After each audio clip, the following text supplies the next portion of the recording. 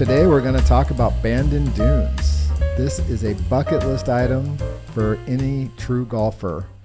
And as our wives like to say when they went to Bandon with us, it's a real sausage fest. A lot of sausage. A lot of sausage. There's a few women, but they're pretty few and far between, I would say. Yeah, everybody was nice, though. You know, they weren't like some places where they like, what's a woman doing here? They just don't see very many. No, but they were all nice because when we saw most of them, which was at night, and most of these guys are just hammered. True statement. It's a guy's trip, and most people are drinking, which is good. I drink on guys' trips myself, and I think you do too, Ken. I've never had a drink on a guy's trip. No, never have I ever seen you have just one.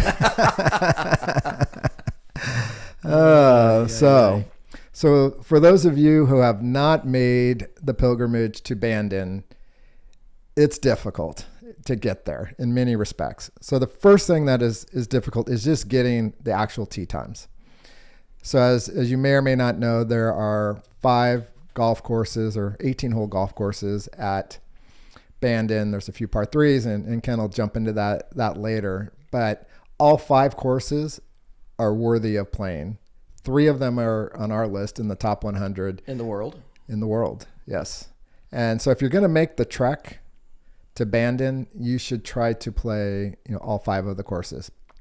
So the way that it used to be, and Ken and I both had the luck to play Bandon a few times. So we're going to give you some of those experiences as part of this as well.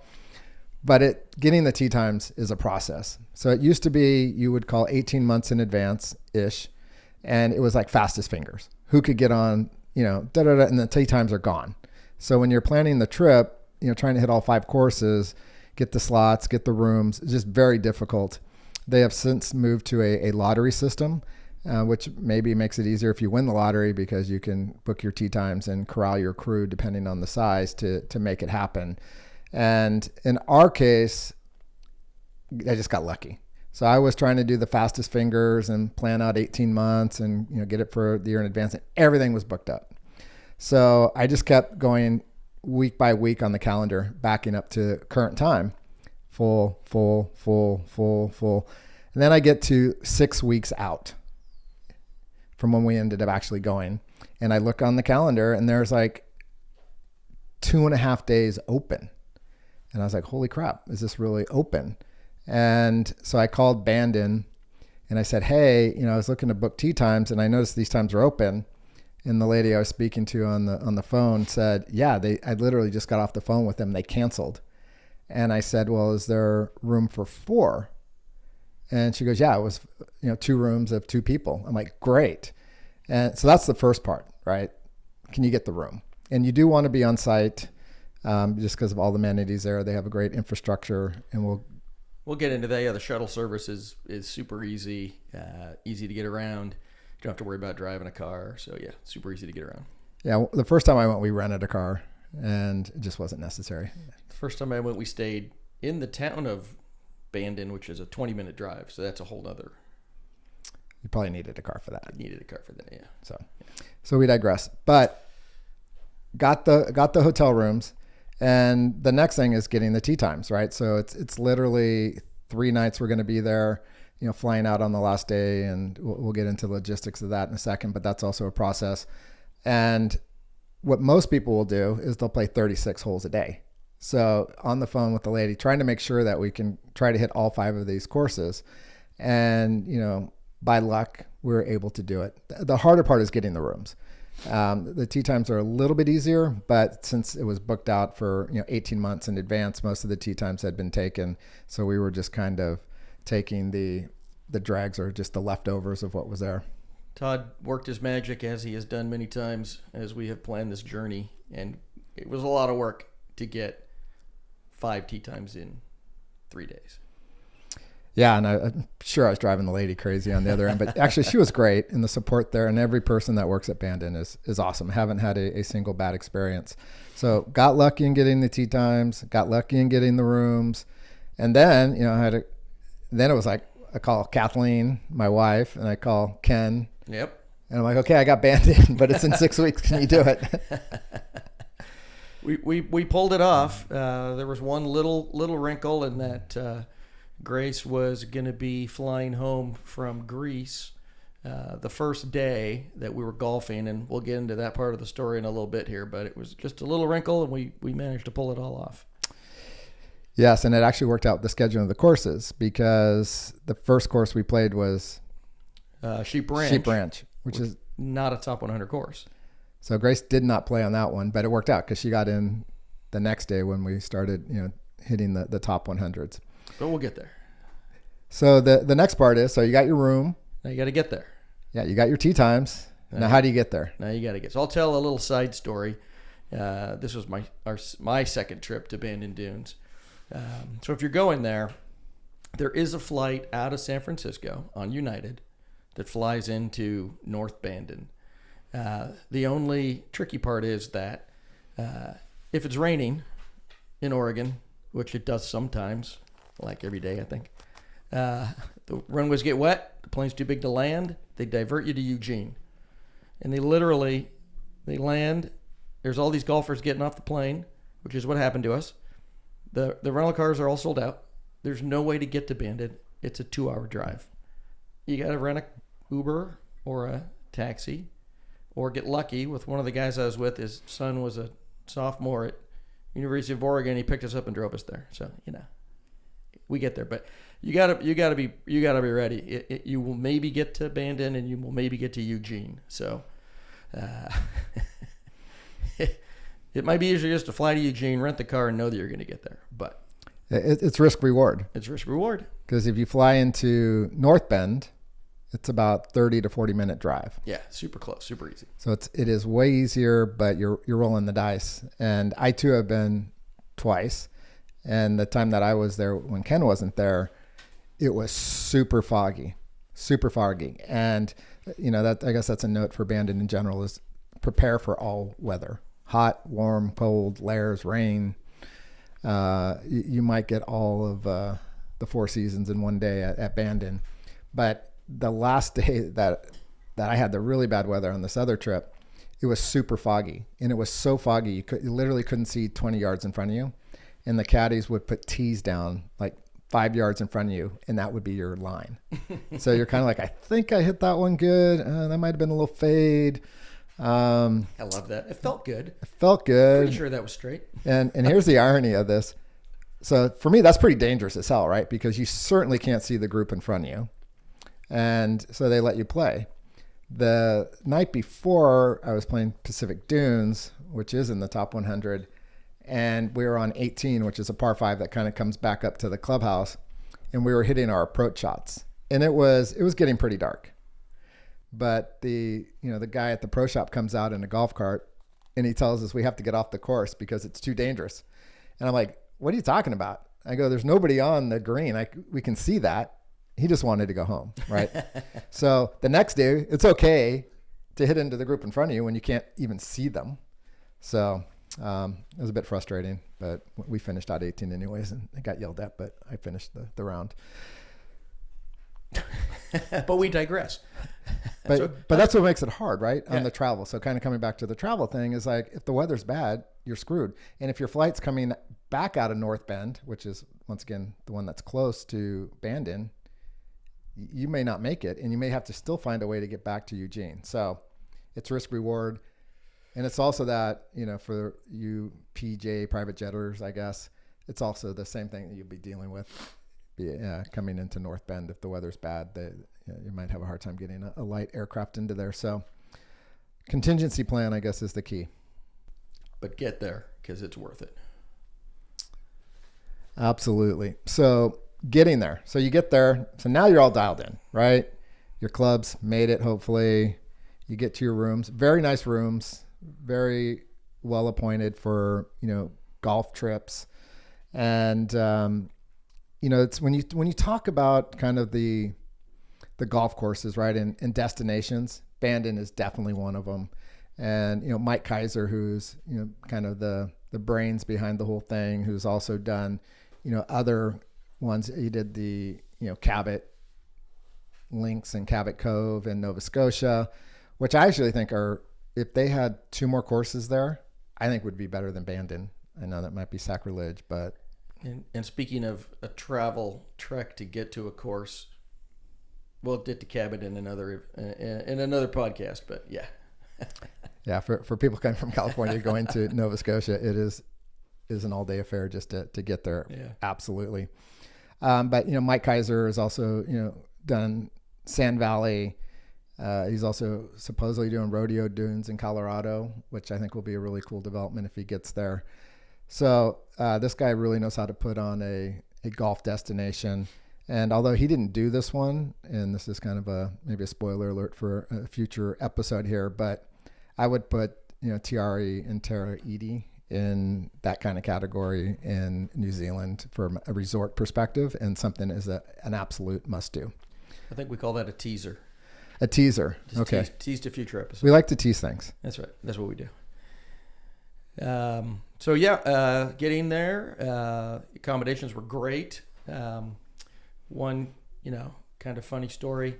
We get to the accommodation. We're just kind of dropping our bags off, getting settled in, and I hear Kathleen say, "Hey, wow, check out this cat outside on the patio. This thing is huge."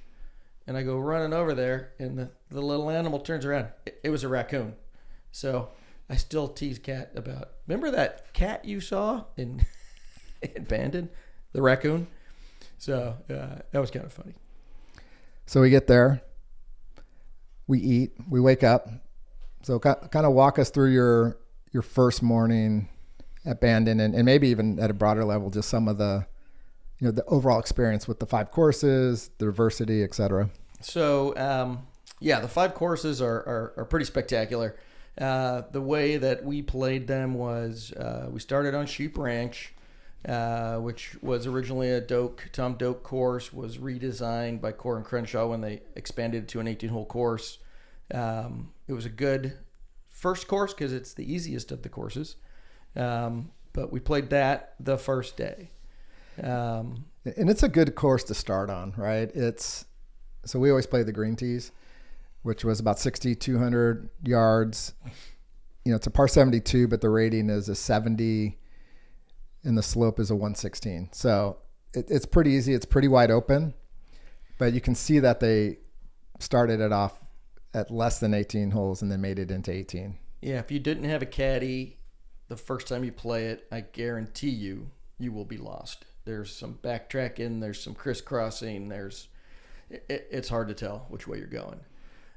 And then we played it, and we got lucky. It was a beautiful, cloudless, windless day. Course is pretty flat and not super long. And we found out later that the wind is the course's best defense. We got a windless day, which doesn't happen very often at Bandon Dunes. So that's pretty cool. No, and then, and even backing up maybe a little bit,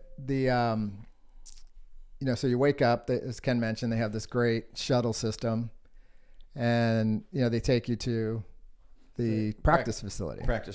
World-class practice facility. Yeah. 2 driving ranges. They actually have a little par 3 course that they weave in there in the afternoons.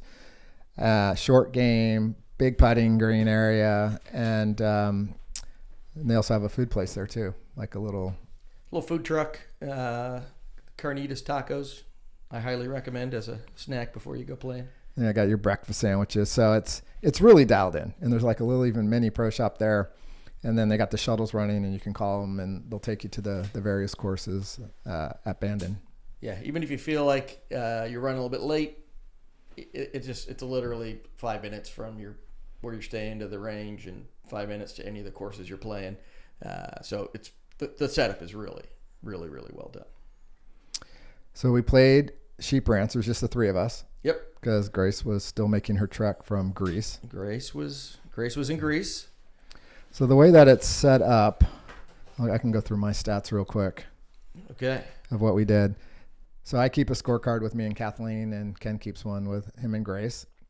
And it's 34 on the front 9 and 38 on the back, so it's a 72. And Kathleen almost beat me on the front 9, which would have been embarrassing. So how could you let her do that? I know, she was just playing really well, which is great. I shot a 38, and she thought she shot a 39. And then on the back, I shot a 42.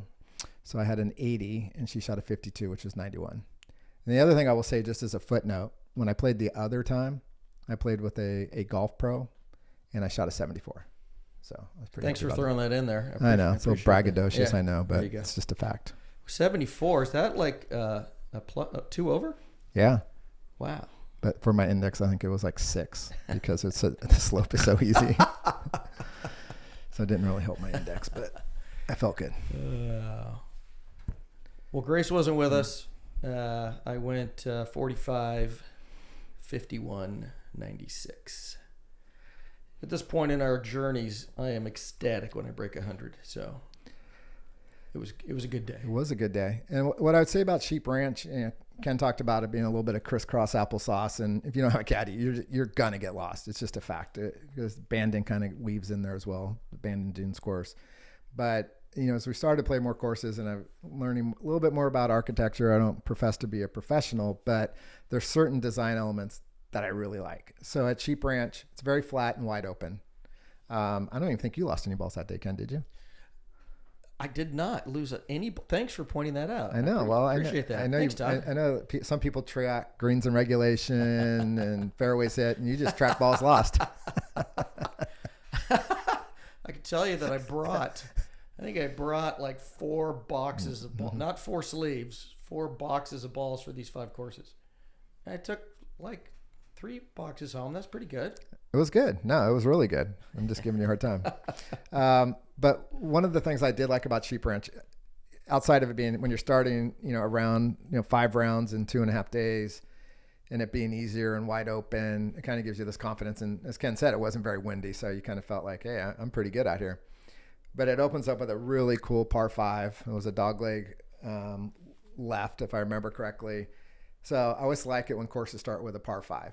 You can kind of get your rhythm. You can kind of, get in a groove, and it kind of takes you on. As long as it's not like a forced 225-yard carry over some barranca or something, So wide open was good. Like Ballyneal? Yeah, I was thinking of Sandhills, but either one will work. Well, Sandhills is a par 5. I know. And if you guys remember from our other podcast, I birdied that the first time. But it wasn't windy that day, and I shot like a 70-something the first round. I'm like, this play's not hard. Then the next day, I think I shot like 89 because it was windy. 109. Could have been. All right. Probably if I kept the right score. That was Pebble Beach. And then the number 1 hole, handicap hole, is number 6. And it's actually a really cool hole. It's a par 4. It kind of goes along the coastline. Requires a carry over the cliffs.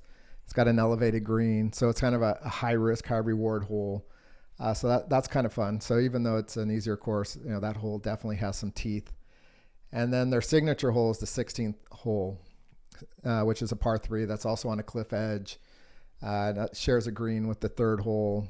And then, it's got a very undulated green. Most of the greens I would say were pretty easy. But this one had a little bit more bite to it, but it's very cool. It's very short. I think we played it at 135 yards.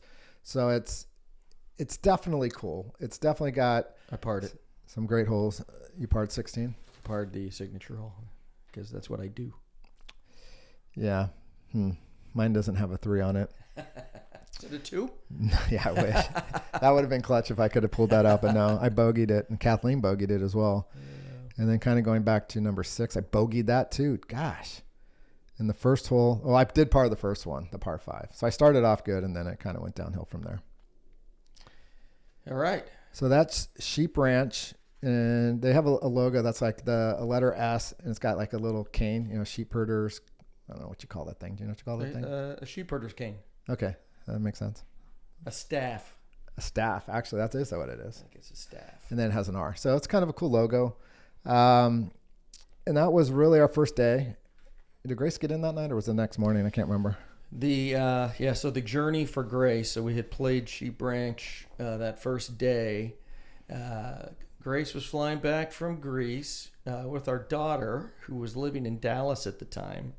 So she connected in Dallas, dropped off our daughter, who was going to school there, hopped on another plane, flew from Dallas to Eugene. I had a car pick her up because it's a 2-hour drive, and I love her, but maybe not that. I'm just kidding. Had the car pick her up. She landed at 11 p.m., 11:30. 2-hour drive to Bandon. Came rolling in at like 1:30, close to 2 o'clock in the morning. Right off the plane, jet lag and all. And we had an 8 a.m. tee time at Bandon Dunes. She's a trooper. We did. She was a trooper, and we played 36 holes that day. We played 36 holes that day. So before we get into the next day, so a couple things on the first day at Sheep Ranch. Okay. So first of all, it's my birthday. Happy birthday. Yeah, thank you. Belated. Which was actually a couple days ago. I know. Not the same year, of course. But I said happy birthday on your actual birthday this year. You did. You remembered. Okay. I always forget yours. I know it's coming up, but I always forget. Love Facebook. It's so true. Or somebody else texting you like, oh, fuck, I forgot. I do that all the time. But that night, so Ken's wife, this is probably going to get edited out, but we ate at the steakhouse where Bandon Dunes is. I think it's called the Gallery, and there's also a thing called the Puffer Bar. But we went there and we had steaks. So Ken's wife, and I love her to death. I've known her since high school. Mm-hmm. She's the queen of qualifier. And what I mean that is like when I go, I'm like, hey, I would like a steak and mashed potatoes and an old fashioned. Grace is a little bit more.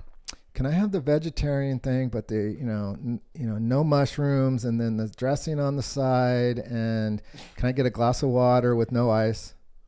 I'm being a little over dramatic. Okay, that's a little over the top, but she does qualify. It's true. It's true. I think there's only once maybe I've seen her order something where she hasn't had a qualifier. She likes the burrito supreme, the Taco Bell without the meat. Yeah. So yeah. I love Taco Bell. That's a whole other story. I could do a whole episode on Taco Bell.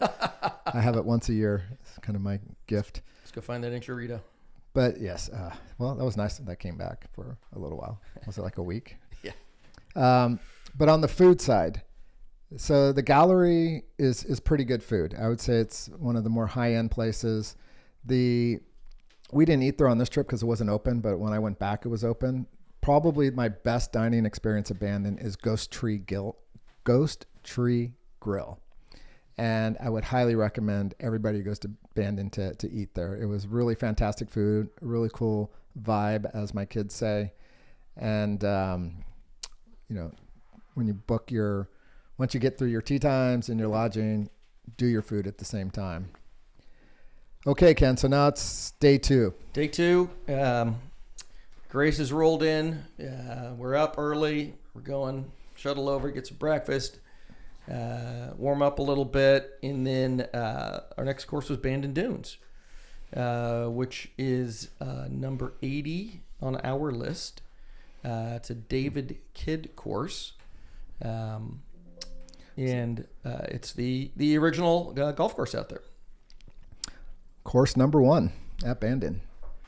This is number 6 on our journey, on our top 100 journey. This was our 6th course.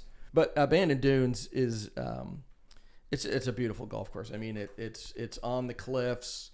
I think something like 12 of the 18 holes are on the water, or directly adjacent to the water. It's beautiful. It's a beautiful, beautiful, beautiful golf course. So I looked it up because that's why I have my computer. I have my computer too, but it keeps going to sleep on me. But so some of his courses, Bandon Dunes, Beaver Brook Golf Club, Fawn Court, Montagu course, which I'm totally hacked, Gamble Sands, Grable, Guacalito de la Isla, La Cula Island.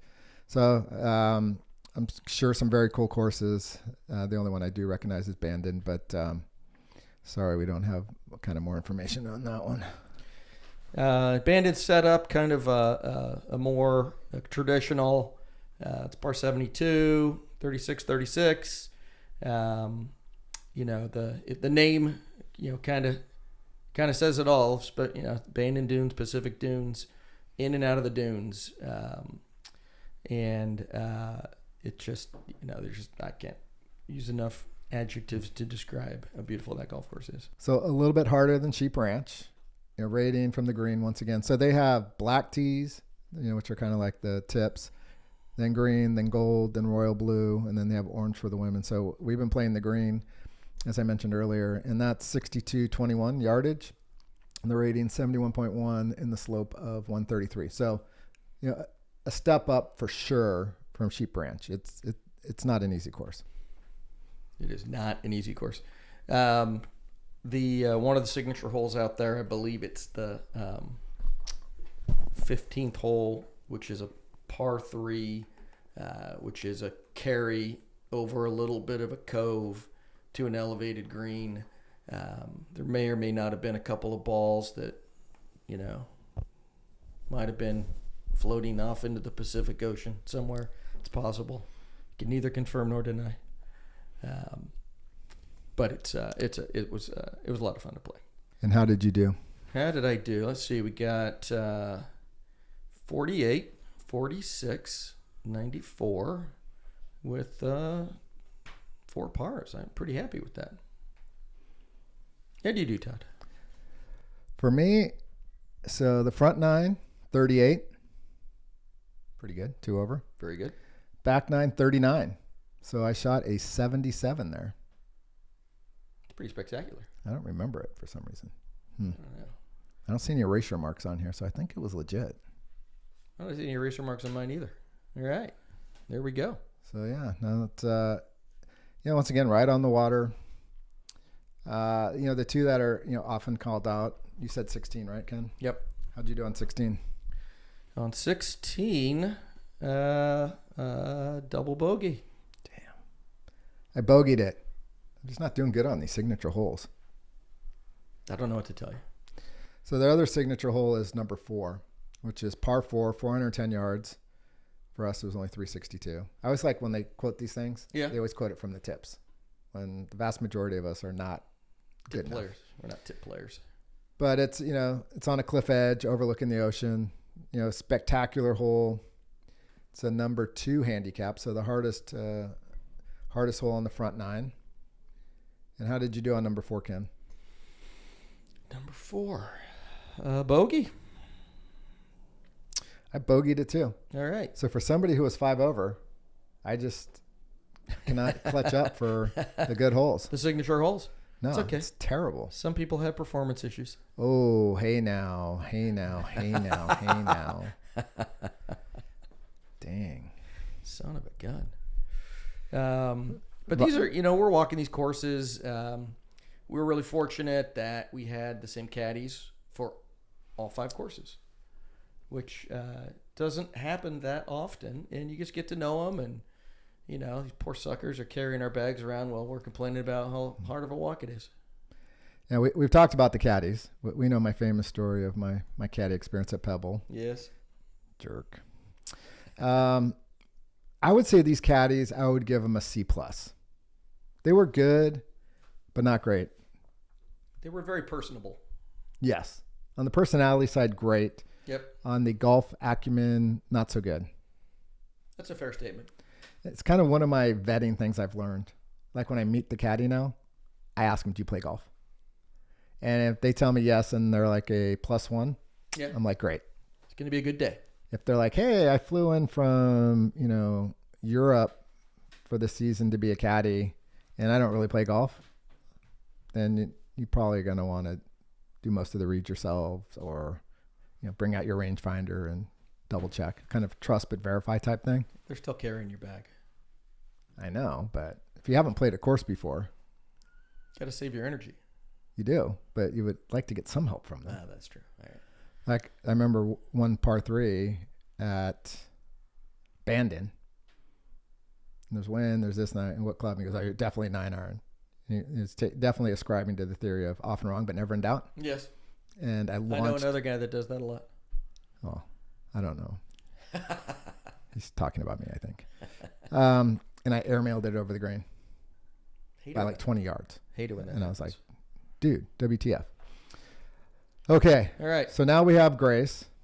We have our first top 100 at Bandon in the books, Yep. which is Bandon Dunes. Yep. We grab a really quick bite to eat. So over at the Pacific Dunes clubhouse, there's a little restaurant that does breakfast, lunch, dinner, obviously. Called the Pacific Grill. Pacific Grill. For you home gamers. It's a great stop if you're playing those courses, Bandon and Pacific Dunes. You know, just as you're starting to loosen up a little bit, it's time to go play another 18.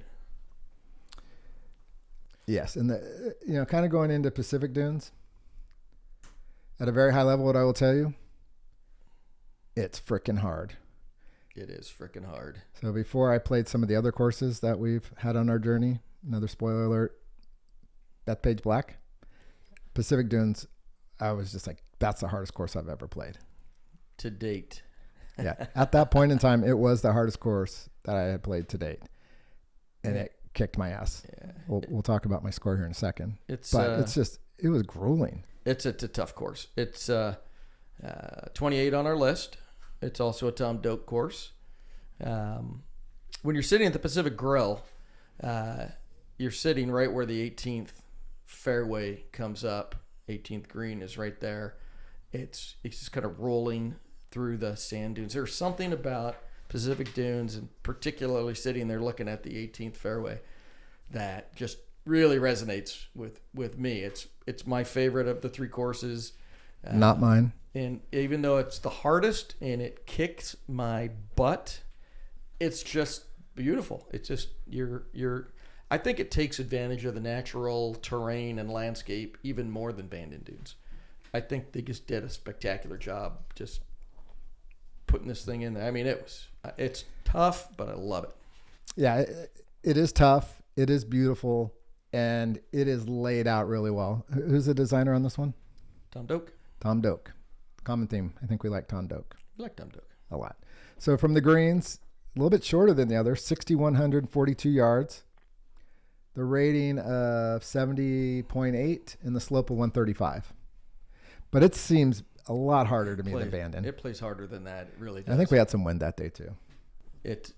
We did, but I think it's narrower. It's less forgiving. It's just less forgiving. But love it. So how'd you do? Let's see. This is also it's actually a par 71. It's a 36-35. Not my best. Well, this was the second 18. I was getting tired. 52, 54, 106. Okay. So I was 44, which is 8 over, and 41, which is 6 over. So I was 85. I think it was my worst round at Bandon. It's a tough course, man. It was hard. Yeah. It was windy. The layout is great. Every hole had something to it. And there's quite a few holes, right? So if you kind of go to, their signature holes, so 4, it's another one that's kind of got this on the ocean cliffs, par 4, 463 yards from the tips. And it's kind of, it's almost like a Cape Kidnappers where it's got the little fingers that kind of jut out into it. Very cool hole. And on that hole, oh my gosh, this is a bad trend. Like every signature hole, I suck. Double bogey for me on number 4. At a 7. 7. Ooh, triple. Damn, that's not good. That's not good. And we're gonna give you that one. They actually so many of these holes are like highlights, right? So next one's hole 11, which is a par 3, 148 yards. It's a par 3 surrounded by dunes, 100-foot cliff towering on the left. It's just beautiful. Smallest green on the course, which obviously when it's windy it can make it hard, and it was windy that day. So hole 11, Ken, what'd you do? Double 5. God dang, I freaking bogeyed that hole too. All right, this is just not good. But we got to own it, right? Authentic. So 17 is another signature hole, and it's a Redan design. Where have we seen another Redan course, Ken? I knew you were going to test me. We were just talking about this the other day. Marion, yes. And is there another course we played that has a Redan design hole? Pinehurst number 2. I think it might be.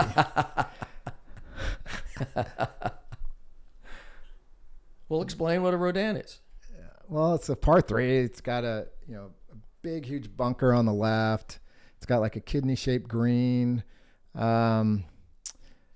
and I don't think it was Pinehurst. I just had it in my head who it was. Yeamans? It might have been Yeamans. I think it was Yeamans.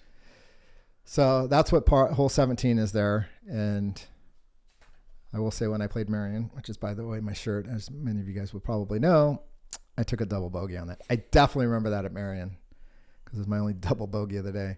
So at the Redan hole at Pacific Dunes, hole number 17, par 3, 208 yards. Yes. What did you have, Ken? Do I have to say it out loud? Yes. Okay. 6. I had another bogey. So far, I have not parred or bettered any of the signature holes. I think it's coming, though. I think your better days are coming. I hope so. Even at Marion. Okay, that's another story. There's one other hole at Pacific Dunes, and I believe it is number 13, where it's a blind tee shot. It looks literally like you're hitting into a cliff or into a dune, and it's completely blind. If you don't have a caddy telling you the line to take, you're going to probably hit it into the ocean. But then you get up there thinking, oh my God, I have to crush this thing. And it's a short par 4. And then you're like 120 yards out. What hole is this? I think it's 14. No, that's a par 3. 13. 390. Okay. Yep. Bogeyed that one. I was hoping to say par hole 15 because I birdied that one. Oh, it's par 15. It's hole 15. Great. I birdied it. Anyhow. So we finish 36 grueling holes of golf. And that night we ate at Pacific Dunes, the grill there. We ate back at the grill because we were right there. And we finished kind of late. It was late. It was getting dark. We were hungry. And they had fish. They had fish. And Grace eats fish. She did. She got it with the fish skin on the side. She did. Just make that up. In the qualifiers. Just made that up. And then also, right outside the Pacific Grill is the putting course. Oh, yes. The Punch Bowl. The Punch Bowl.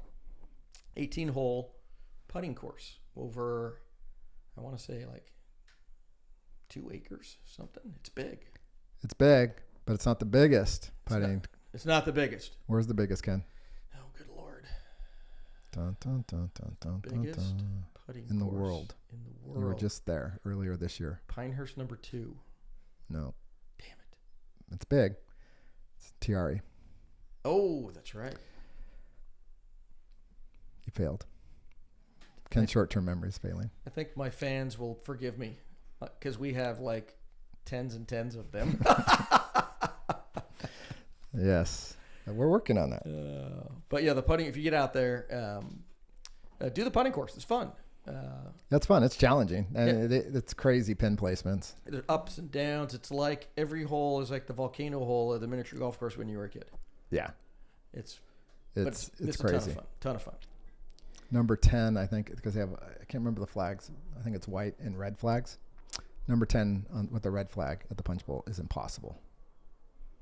So you want to be long. That's all I'll tell you. How you remember that stuff, I don't know, but I like it. Because I missed the hole and I ended up 40 yards away.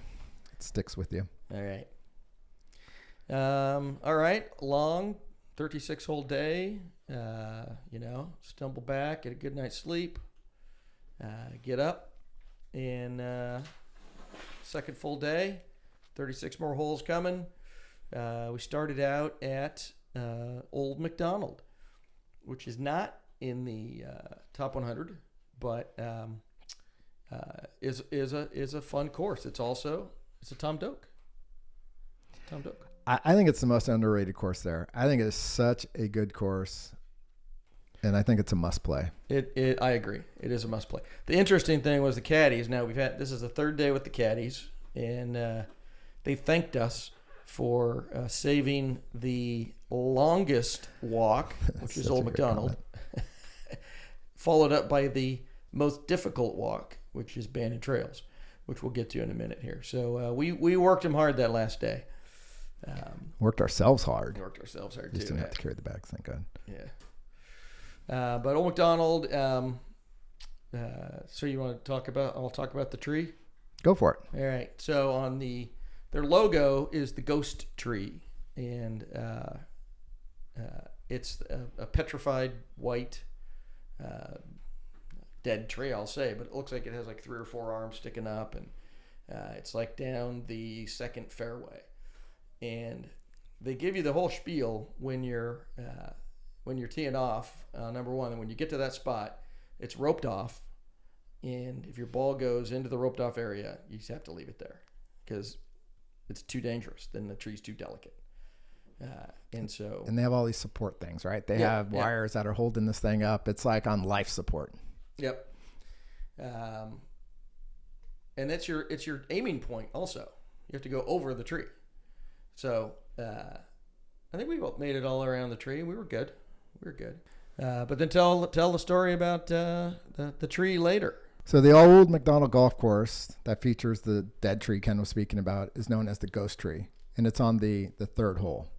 And we'll come back and tell you how we did on that hole. But this tree is iconic. It's the logo. You go into the pro shop, anything you want to buy with old McDonald has this tree on it, right? So we're going up, to where the tree is, and you can see it roped off. We managed to avoid the tree, right? So we did no harm. Yeah. But as we're walking by, and you can't make this stuff up,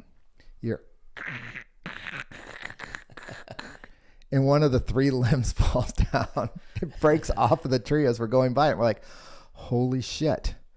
What are they going to do here? Yeah. So I went back after that, and it was back up.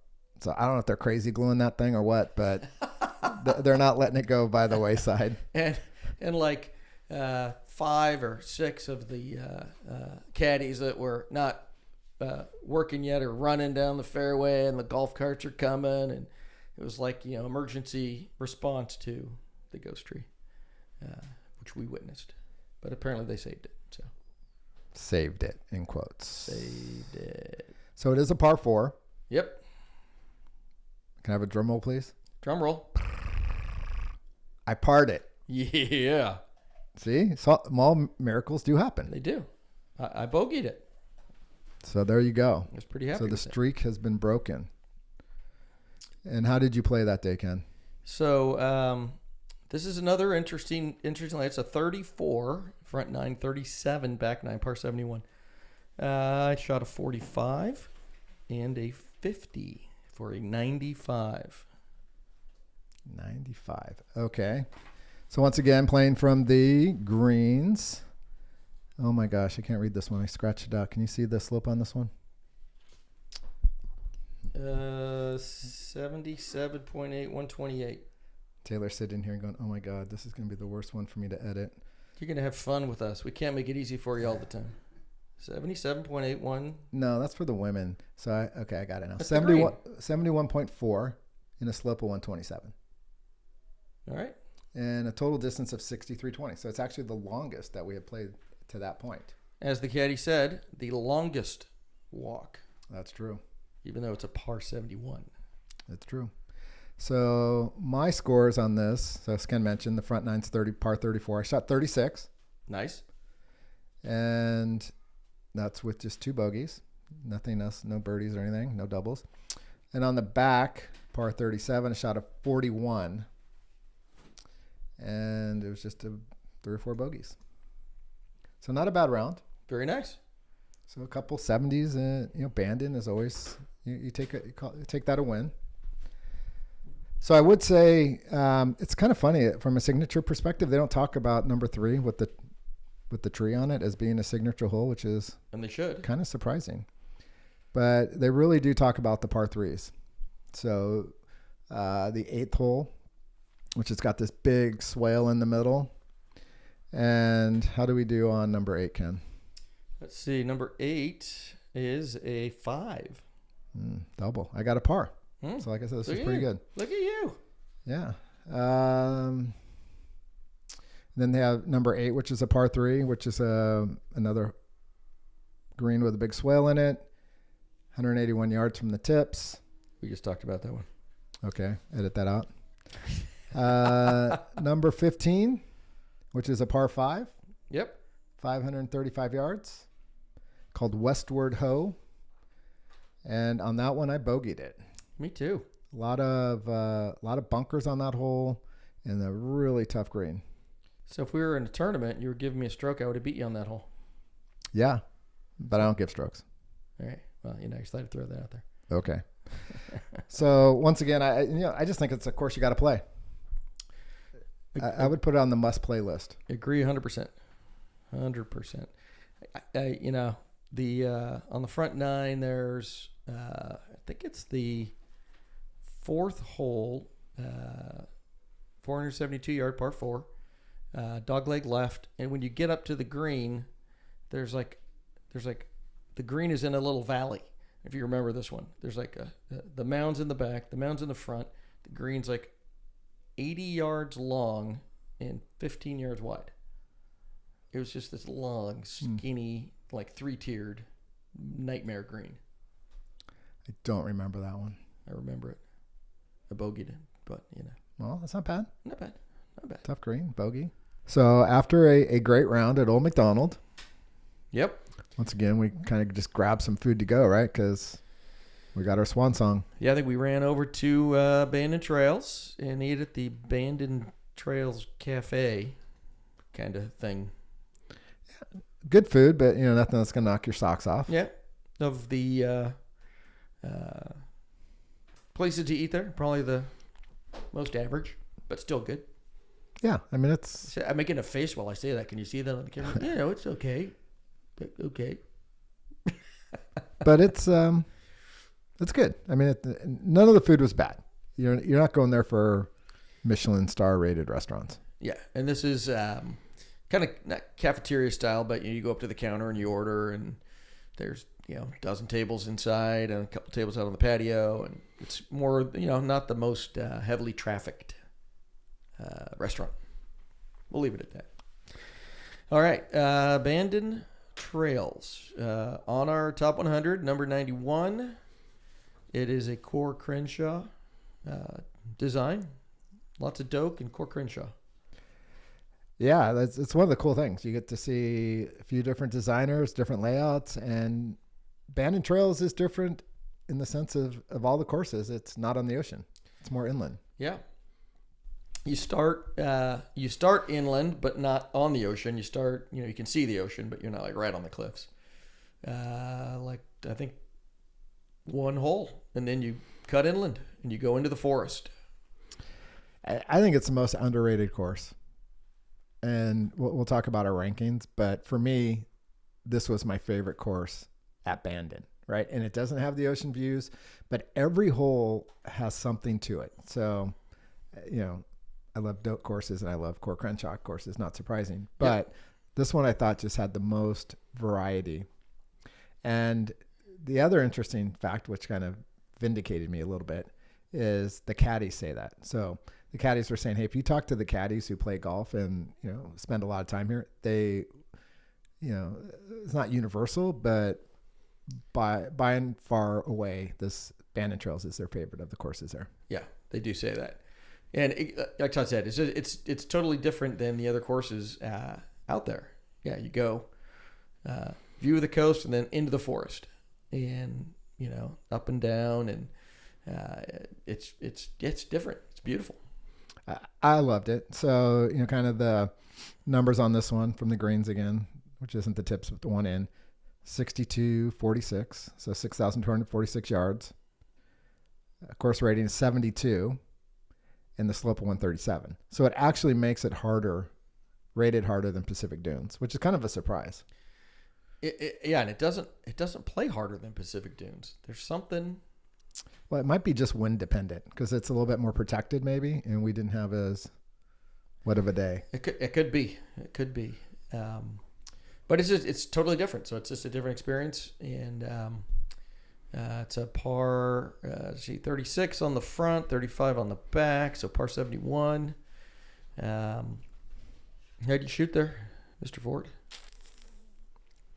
Not my best. So make sure I got the right card here. I do. It's very similar to the course in the morning. 41 on the front and 42 on the back for an 83. Nice. See what I got here. 49. 48. Wow, you broke 100. 97. Well, that's quite good. Was it good? So I ended up having 2 rounds in the 70s and 3 rounds in the 80s, low 80s. Respectable. That's very respectable. Not great, but it was okay. And let's see. So signature holes. I know what the number 1 signature hole is. Let's see if you get it right. Oh, I'm going to get it right. 14. You're right. 14 is a very unique hole. Actually, 12, 13, 14 was probably my favorite part of the golf course. You go with the long par 3 from the greens. It's 235, so that's a pretty good poke for a par 3. So you go long par 3, and then you go. And how'd you do on that one, Ken? Let's see. I went bogey. It's a 4. Oh, par 3 bogey. What do you get, Todd? Actually, I parred it. Oh, hey, hey now. And it's 235 from the greens. It's a poke. That is. That's a poke. It is a. See, then what do? We go 374 par 4, dog leg left, with a little pond to the left hand side. So you got to be careful. How'd you do on that one, Todd? Bogey. Par. Wow. Good for you. Don't mess with me. Congrats. Thank you. I feel like we should get that frame for you. And then this is one hole. We'll take a picture of that score on that one hole. And then you got to walk up this kind of steep little hill through the trees up to the road. And then they've got a pickup truck there. Oh, that's the 14. Yeah. And they drive you to the 14th tee because I think they call it Heart Attack Hill. I think that's what the caddies called it. Yeah. I don't think that's a official thing, but not like the guy that was having a heart attack at Bethpage Black, but that's another story. That is, and that's a true story. So that one at Bandon's kind of a thing of legend, but they take you up to the 14th tee, and it's this beautiful, elevated tee shot. It's the signature hole, number 14, 306 yards to a downhill and then back up to an elevated, long, skinny green with nothing but trouble all around it. How'd you shoot on that one? I got a bogey. I parred it. Did you? It is a super cool hole. Yeah. Because it slopes massively, like right to left. It's actually drivable if you hit like a perfect drive. If you hit it perfect, yeah. Or if you're younger, like some of these, like Steph Curry or somebody, but not us. Or the guys I played with from the Stanford football team. Yeah, he'll crush it. Oh, to be young again. He is. But yeah, that's a really, really, really, really cool hole. And at this point, you kind of come out of the trees, and you kind of work your way back to the coast. A couple downhill holes to the finishing hole, and there's a spot there that kind of from the tips on 14. There's a little overlook and a bench, and if you sit there, the caddies will tell you that is where. Help me out here. Mike Kaiser sat and had his inspiration for Bandon Dunes. Oh, really? Yeah. Okay. Actually, did not remember that story. So good memory. Yeah. So that's a pretty cool.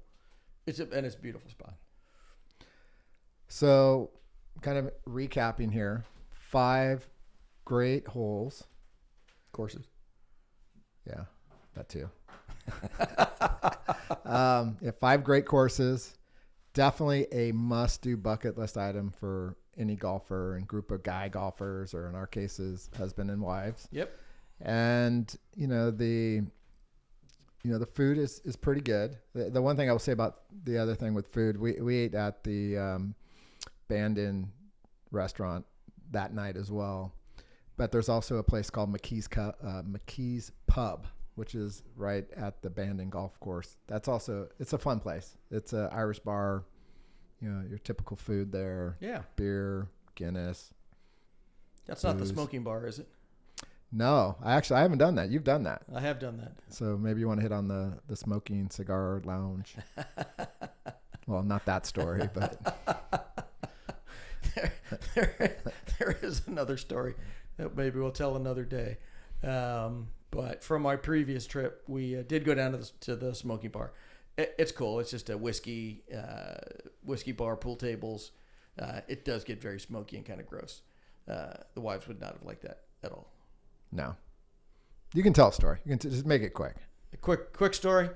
All right, I mean, there were some buddies. We're talking. We kept bumping into the same group of guys 2 or 3 times during the couple days we were there.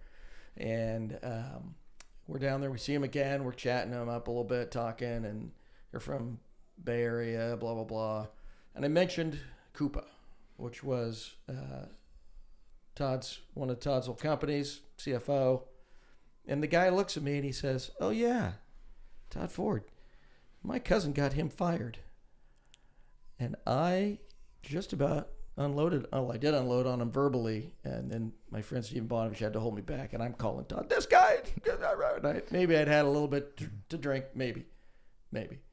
But we did not have a fight. No. And the story there is I mentored this guy to take over the role. He's a really good friend of mine. And this guy was just talking shit. So Ken, being a good friend, really put this guy in his place. So... And for the record, I did not get fired by any stretch of imagination. For the record, but I was calling Todd. "You won't believe what this guy's saying about you." Anyway. Anyhow, he apologized. So all's well that ends well. So you got the smoking bar there. You got McKee's. You got the restaurant. And that's all kind of the main Bandon facility where the Bandon course is. And not surprising, that's where the big pro shop is. Yep. Because it was the first course that was built out there. So let's go through our personal rankings of first the 5 courses at Bandon, and then we can kind of put it in our framework of the courses we have played thus far. Okay. So for me, it's Bandon Trails 1. Yep. Pacific Dunes 2. Bandon 3. Mm-hmm. Old McDonald 4. And Sheep Ranch 5. Okay. Were we exactly the same except for the first 2? I think I was going to say those are the same, except that I just have a soft spot in my heart for Pacific Dunes. I know. Well, that's all right, though. That's what makes the world go round, Ken. That's what makes the world go round. You're wrong, but it's okay. I'm never wrong. All right, then our overall rankings? Okay, so that's your top 5 for Bandon. So now we've played 8. Yes. So let's go through your top 8, starting with number 8. All right, number 8, Valley Neal. Number 7, Prairie Dunes. Number 6, Bandon Trails. Number 5, Bandon Dunes. Number 4, Rock Creek Cattle Company. Number 3, Pacific Dunes. Number 2, Pebble. Number 1, Sandhills. Sandhills is going to be on the top of my list for a while. But, spoiler alert, it is going to get knocked down. As hard as that is to say, it's true. But we're not there yet. So for me, similar, once again, Ballyneal at 8. And we're going to go back and play that because it was the second one we played, and I just feel like I didn't give it its due. And I think if I had a better appreciation after playing some of these courses, I might rank it higher. So, and also, if we don't play it the opening week of the season, hadn't grown in yet much. It was pretty brown. Yeah, it was basically opening weekend. So, to all you fans at Ballyneal, I might be wrong on that one, and we're gonna give it another shot. I'm actually wearing my Ballyneal T-shirt today, so I do love you guys. With Bunker. We love that cat. Awesome since forever. Gotta love Bunker. So Ballyneal 8, Prairie Dunes 7. Here's where we diverge. Bandon Dunes 6. Pacific Dunes 5. Boo. Yeah, it's subjective, right? Yeah. Or objective. Bandon Trails 4. Pebble Beach 3. Rock Creek Cattle 2. And Sandhills 1. So pretty similar. Very similar. A few divergencies there, but you know, and as you play more and more of these courses, it gets harder. It's like a wine, right? Like if you know a 100-point wine, you can tell it, and you can tell the difference between a 100-point wine and a 40-point wine. But like a 65.1 and a 70 and an 80 versus an 85. It's hard. Some of these courses, like you're splitting hairs, and a lot of it comes down to how did you play that day? And when you also, you lean towards the most recent one you played. There's certainly a bias for that. Yeah. The most recent played bias. And the other thing that's hard with these courses, like we've been able to play Bandon a couple times, and we played Prairie Dunes a couple times. We played Sandhills a few times, Ballyneal a few times, Pebble Beach.